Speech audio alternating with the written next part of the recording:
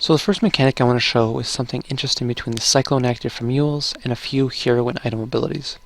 This stuff is particularly useful versus heroes that use the euls for defensive purposes, but it's also useful in a lot of other situations. So we have euls on invoker here. Puts a target to hero in the air for 2.5 seconds, and during this time you're invulnerable from damage and most spell effects. And I'm going to be showing you guys some of the things that actually do pierce it. So the first thing is Axe's Berserker's Call. And what Axe can do is he can use Berserker's Call while the target is in the air during the invulnerable state, and they'll be taunted with the debuff. So I'll show that again. Just going to use it right away, and as you can see, they get the debuff of taunt. So something really useful with this is just being able to use taunt just a little bit before they land, and this will ensure that they can't like use blink right away after they land to escape. Because I see a lot of players, they try and time their taunt with the landing of euls, not knowing how it works completely, and then the target ends up just blinking away.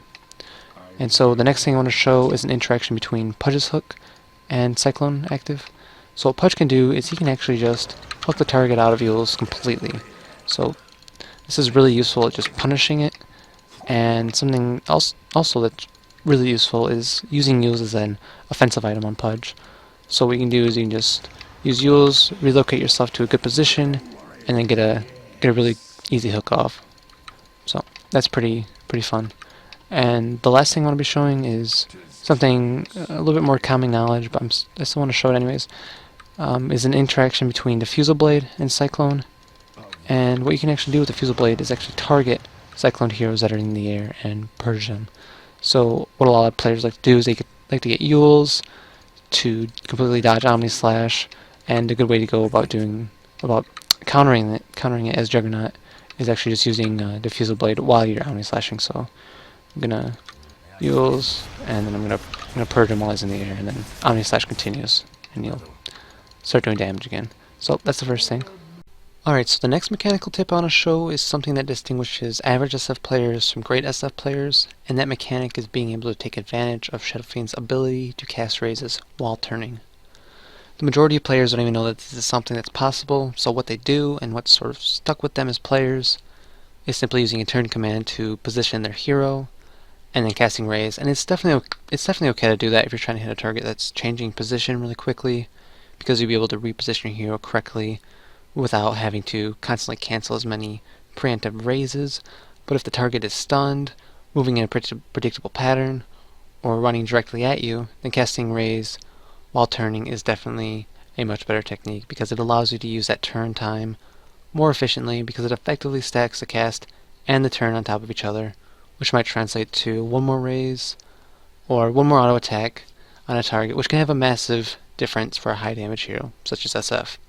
So here I'm going to show an example of the standard way of casting it. So you turn, you cast Raze, and now I'm going to show turning while casting Raze in 0.25 times game speed. So here we go. So as you can see, SF started casting as he was turning, and here's another example. Just pay attention to SF model himself. So I'm going to issue the command soon. I issue it, and then I cast it, and as you can see, it begins casting before you start turning. So the way that we actually go about doing this is the same way that we use to make Magnus turn and cast RP, which I discussed in another video. But to do this, all you have to do is click towards the direction you want to face, and then immediately cast whichever Raze you want. These two commands should be almost simultaneous. Yeah, so here's some more examples. So it's pretty easy. So I just recommend that you guys go into a practice game, try this out a few times. It's incredibly easy to do, and it will have a big impact on your SF play. So thanks for watching, guys. Remember to subscribe if you'd like to see more content, and if you have any thoughts to share, then please leave a comment.